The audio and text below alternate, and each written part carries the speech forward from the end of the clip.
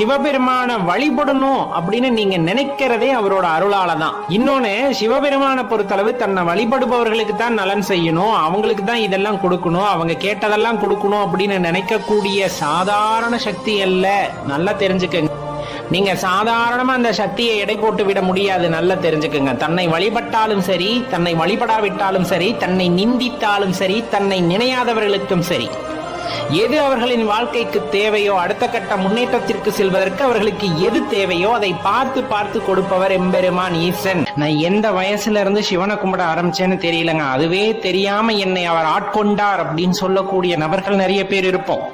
உன்னுள் இருக்கிறார், உன்னுள் இருந்து வெளிப்படுகிறார் அப்படிங்கிறது தான் ரொம்ப முக்கியமான விஷயம். எந்த காலம் எந்த நேரம் அப்படிங்கிறது அவர் தீர்மானித்திருப்பார். இந்த காலகட்டத்தில் இவனுக்கு இதை உணர வைக்க வேண்டும் என்று தன்னுள் நம்முள் இருக்கின்ற சிவமானது வெளிப்படுகிறது. இரக்கத்தின் வாயிலாக, அன்பின் வாயிலாக.